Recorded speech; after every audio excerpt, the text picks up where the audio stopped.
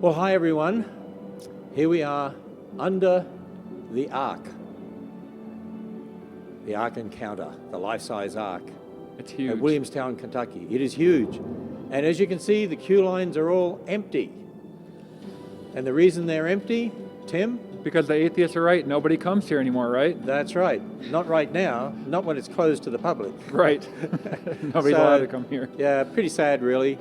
But we just pray that we can reopen soon. So be praying about that. We're going to give you a behind-the-scenes look today at something you would know nothing about when you come to the Ark Encounter. You wouldn't even guess it unless you had obtained one of our study guides, because we're going to talk about Noah language. So is it true we invented, well, not me, but I mean the designers, our artists, invented a Noah language, and it's in various places in the Ark. We're going to show you a couple of places here in the queue lines, and we're going to get in the elevator, go upstairs, and show you a couple of places upstairs, so that when you come to the Ark, you will actually be able to look for this. You wouldn't even really look for it if you hadn't heard about this, and you wouldn't even know what it means. But Noah language was invented, as I understand it, it's a cross between Hebrew and Australian, because that was Noah language before the flood. Is that right, Tim? I think only after the curse is when the Australian part came in. Oh, Just okay. kidding. So, But yeah, it's actually what it is. It's what we did for Noah language. It wasn't just artists; it was content people involved as well. We had to make sure we got the and you're our spelling correct. content manager, Yeah, we had to right? make sure the Yeah. spelling was correct. Otherwise, if it was Alan, the kids would have no hope of translating this. Yes, that is true. so Alan, So- what's your position? I'm a production designer. Okay, so production designer and content manager. That's So right. Tim and Alan, you're going to show us where this Noah language is used, and if people get the educational guides, it's already in there, right? Yeah, so these educational guides were put together by Dr. Jennifer Rivera, who is an education specialist. In fact, that's what her doctorate is in education. So she put together study guides for different, well, they're not really, they're educational guides that you can get for the Curation Museum or the Ark Encounter, and they have different ones for each age group. And so in here on page 30, there is the key, or the That's the decoder. key. That's the decoding page. So if you go there, you can see all of the different symbols. So there are 37 symbols, 26 different letters that correspond to English, and then there's one for a space, and then there's 10 numerals. And so we can, what we did is we wrote things out in English, and then Alan translated into Noah language and wrote it right to left. So it goes right to left like Hebrew goes right And to actually, left. this is in a number of exhibits, and people would just look at it and say, "Oh yeah, it's some, the artist just drew some nice things," but it's actually a language. Right, you can go through and you can translate everything. They have real meaning to each of the things, and they usually fit the context. Sometimes it's a little bit goofy for what they did, or just a little note from a family member to another person. But Alan, if you In want other words, they hid some messages in, Right. in it, yeah, just for fun. Yeah, I mean, as we laid out these exhibits where the family has been Noah's family, we wanted to have a layer of detail that would express what they're thinking, what they're doing. And so this Noah language was something that we wanted to just have as an added layer. If you go past it fast, it'll just look like a note. But if you have the time to slow down and decode it, it's a really fun activity and will give you more of a sense of what's going on in Noah and his family. And that's just one of the activities in the educational guides. Exactly. So yeah, we had one of our own graphic designers did a beautiful job create this typography, and as Tim explained, it's read from right to left. Instead of spaces, there's this space symbol, so there's non-stop characters as you read it. But yeah, it's really cool. So if you want, we can take a look at right behind us. This is By one the of way, first. just a little point here. No animal could ever invent a language. That's right. Only yeah. human beings Yeah. can do that. Yeah. You mean dolphins didn't do that? What's that? Dolphins don't do that? And apes don't do it. No, they don't. No. Yeah. Yeah. And monkeys don't do it. Yes, we are made in God's image. Yeah, so we do creative things, really cool things.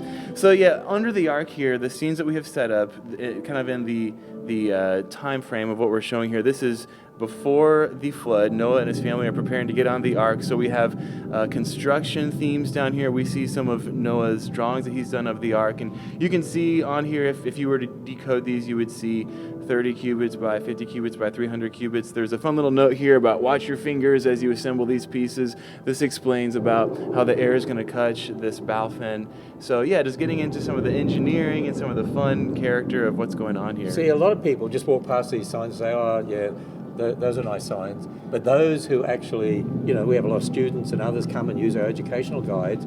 there are fun activities and there's messages here. Yeah, right. Yes. So- yeah, it's great. Can we go up to the next Yeah, one let's then? Yeah, let's go to the next one. Okay. And so this area this is more of the construction. The other thing, the next thing we're going to look at is more of the cargo that they had to bring on board the Ark.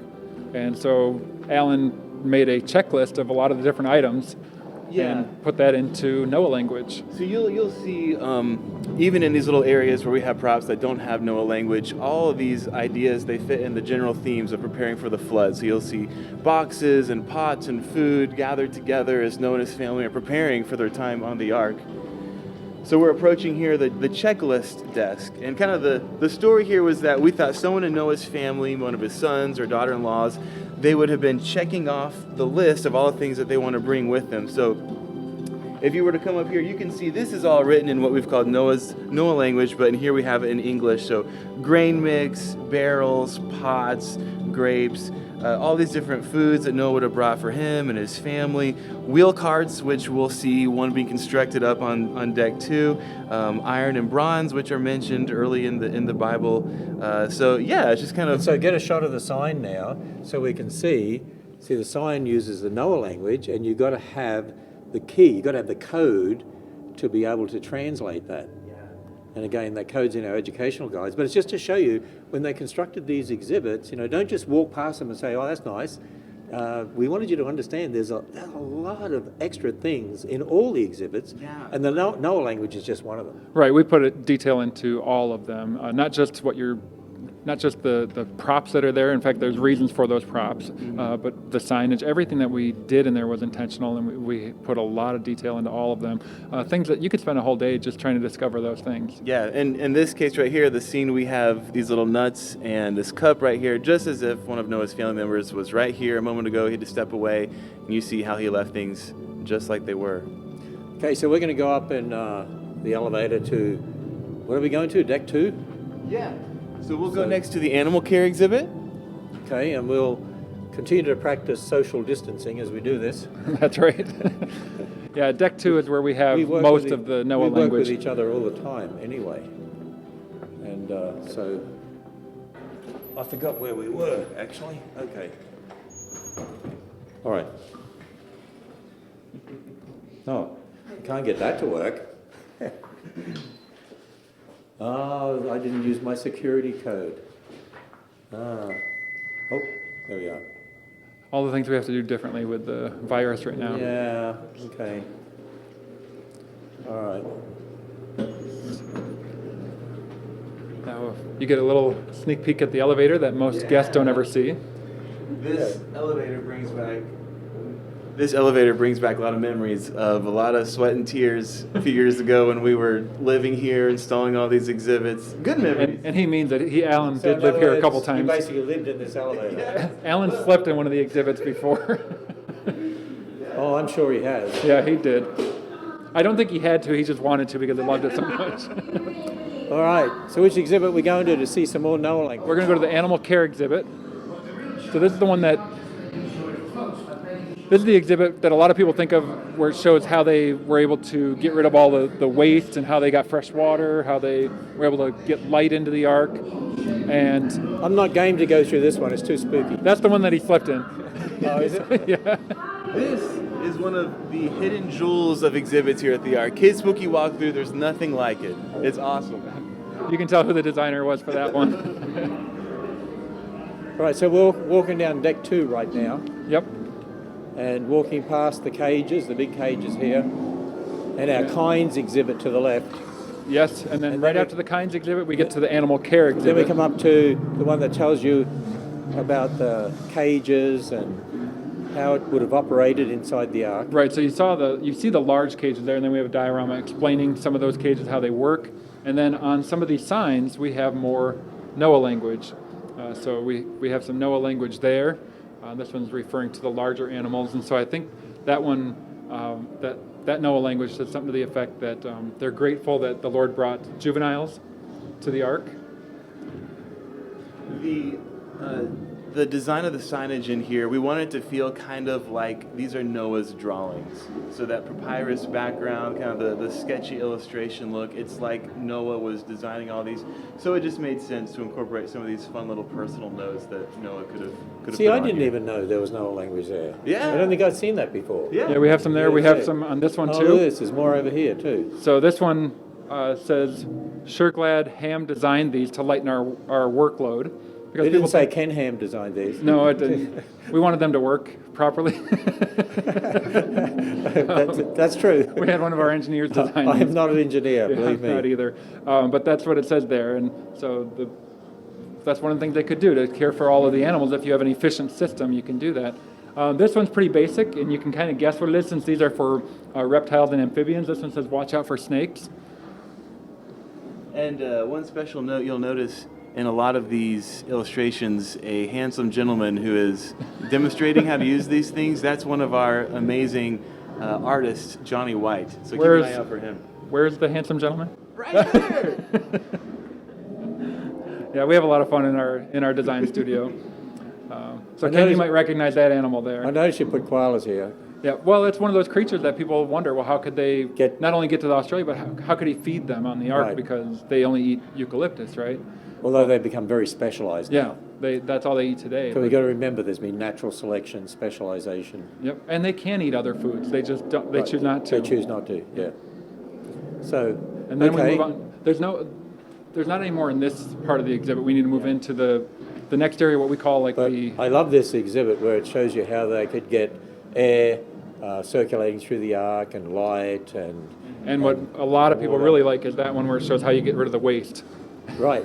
In fact, I have a lot of young people who say that was one of their favorite exhibits. Really? Yeah. And there's a lot of men that have told me that's their favorite exhibit. I like how they show how they get rid of all the animal waste, and whatever reason, that's what catches their Okay, attention. so more Noah Language. Where do we get more Noah Now, Language? throughout a lot of these working scenes or these areas, there's Noah language woven throughout these. Yeah, I was just going to say, these next 4 bays we've called working quarters. So this is where we see Noah, some of his family members, what it would have been like during the Ark, what their living situation would have been like. How did I find all the animals? Oh, it's an animatronic Well, Noah. That's right. Noah's It going to really tell you. wasn't hard to find. He answers the questions. Yes. Since God brought them right to me, just as he said he would.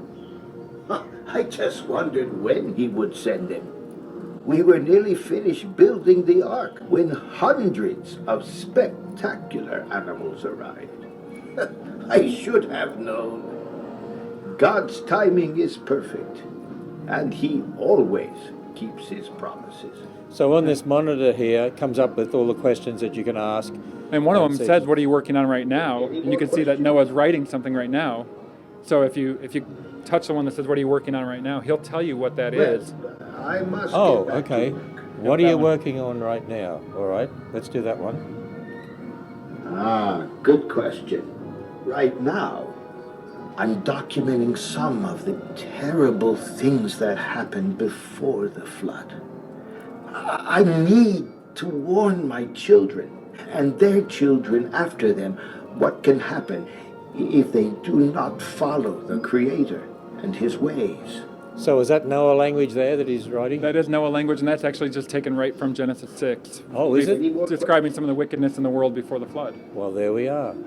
Then over here, we have another desk. We Well, thought back to one my of Noah's writing. one of Noah's sons, perhaps Shem, is keeping track of the animals being cared for. So we have different cages in these columns. It's like an ancient Excel sheet, and then a sheet behind that looking at the food remaining. Yeah, we want people to understand, Noah and his family, they weren't sort of, brutes that, were half human, half ape, living in caves or something. These were intelligent human beings. Exactly. And so what we did is we divided up the workload among them. Ham is seen as more of the engineer type, mechanically inclined, whereas Japheth is more of the food. He's the one growing crops and everything, getting the food ready. And then Shem is the one who's more of the animal expert.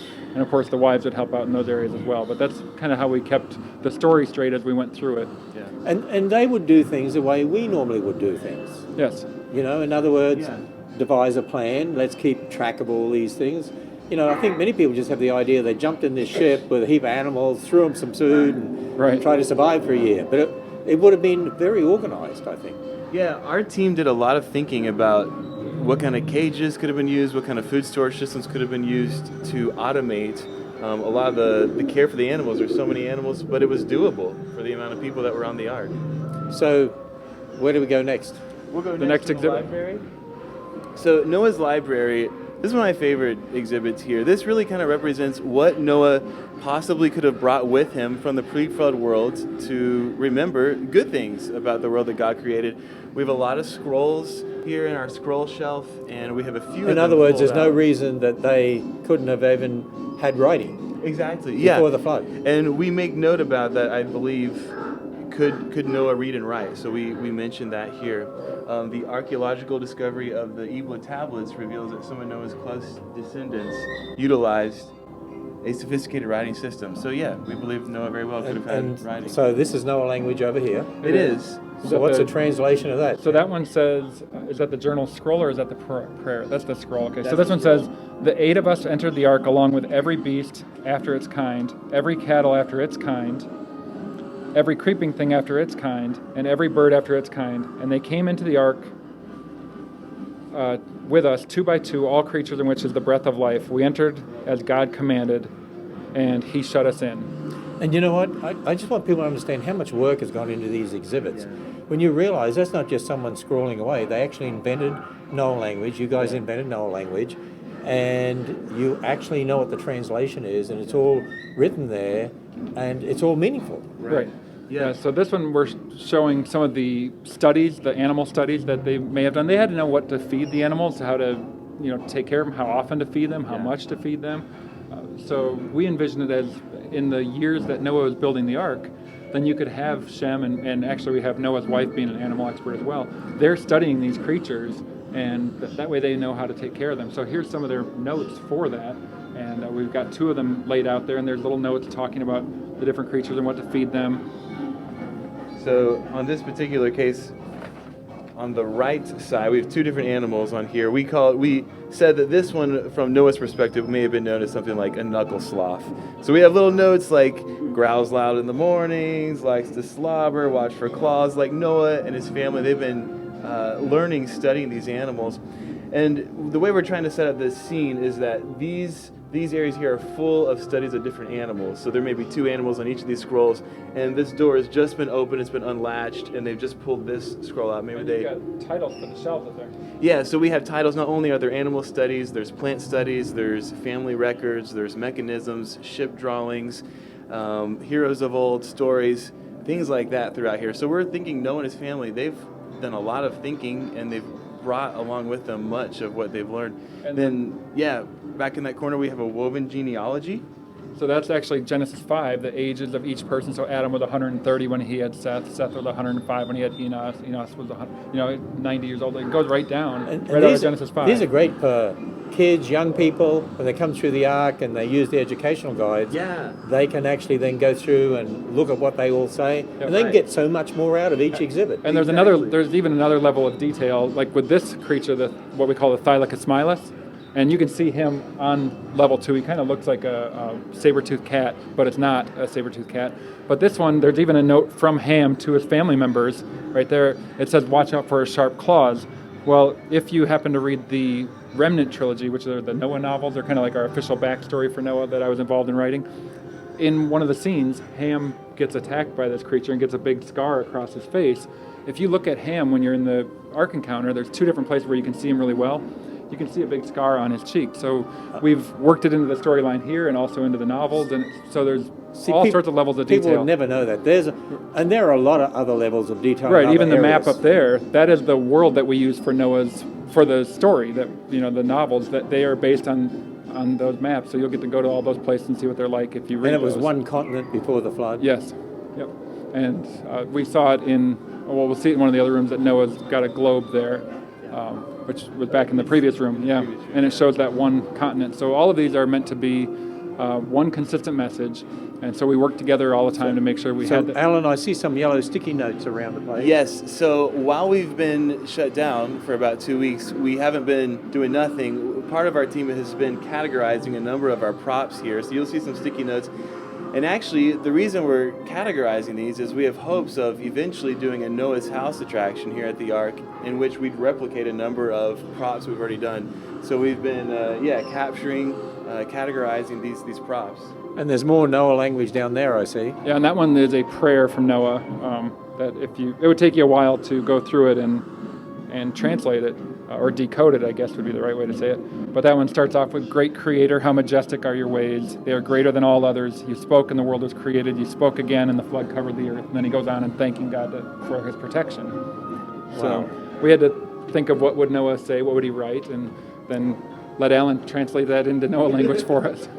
With this behind the scenes tour, and we'll do more as well, I wanted people to get an appreciation for levels of detail that you would never know otherwise. You would never guess. And you just look at this and say, oh yeah, just interesting illustrations. But no, there's been a lot of thought, actually intelligence put into this. Well, that came from the content. I'm not sure about the... No way, dude, no way. Where's the wheel cart? Is that, Perfect. Oh, it's right there. So we got more Noah writing in here. This is a fun one here. So here we have Noah's workshop. You see woodworking of different sorts going on here. On the left table, you'll see a design, a drawing for what we ended up calling a wheel cart. It was supposed to be a wheelbarrow.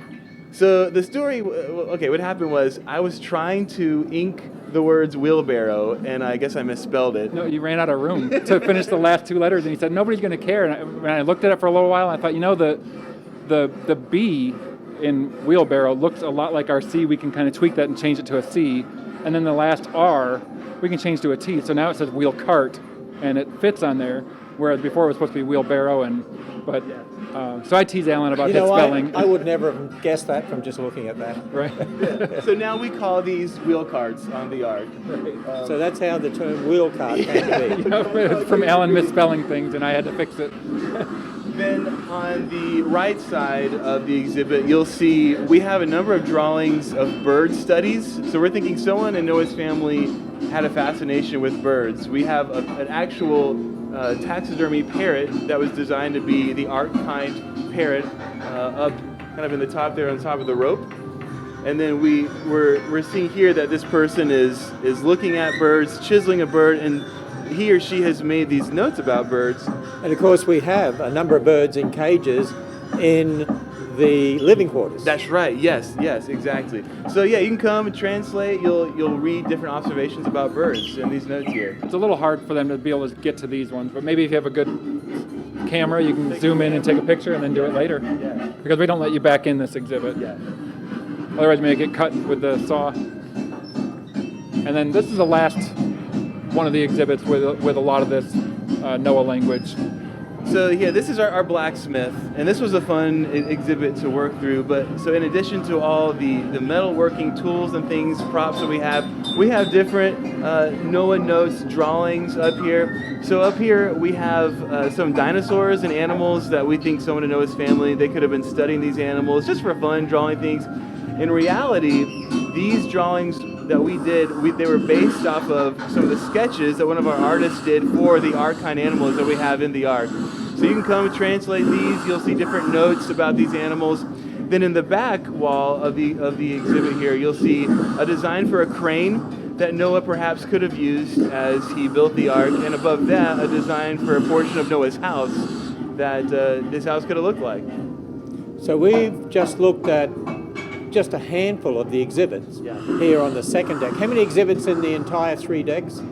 It's 180 or something? Well, there were originally like 132 bays, but some of those are taken up by the restrooms and other things. But as far as exhibits, I mean, we have over 100,000 square feet of exhibit space in the Ark, over 110,000. And actually, if you include the space in the towers, the restrooms and all that, I think altogether there's 250,000 square feet in the whole thing. Right, plus the exhibits go vertically as well. I mean, they're all over the place, so it's not just the floor space. A lot of people walk past here and don't even think about looking up at the mezzanine. Yeah, Although when you walk up the ramp, you see them, but there's a level of detail up there. Alan is the prop guy, so if you're wondering where all these things came from, why we have props everywhere, it's Alan. The mezzanines, they're telling a whole story too. So yeah, don't miss those. You can get a special glimpse of them as you go up on the ramps. But we, in a lot of cases, we tried to correspond what's going on up in the mezzanine with the exhibit below. So down from Kids Spooky all the way down on decks 2 and 3, look up there because we're doing storytelling up there as well.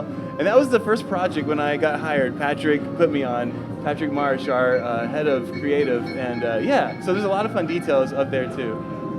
Well, there we are. There's some level of detail you just would not have known about. And we've got more to come in future behind-the-scenes tours that we're going to be doing. And particularly while we're closed to the public right now, we will be airing these so that you can see them and to get some information ready for when you come to the Ark Encounter and the Creation Museum. We give you information about that as well. We've already done some of those, and we'll be airing some more as well. So, wow, there's so much here. There is, and Alan may not be able to spell prop correctly, but he sure can design them. You sure can design stuff, yeah. Well, I hope you enjoyed this behind-the-scenes tour, and maybe some of you would like to learn Noah language. And the code is actually in the educational guide, right? That's where we have the code, and then you can maybe start deciphering it all through the Ark. Yep. So, all right, thanks for watching.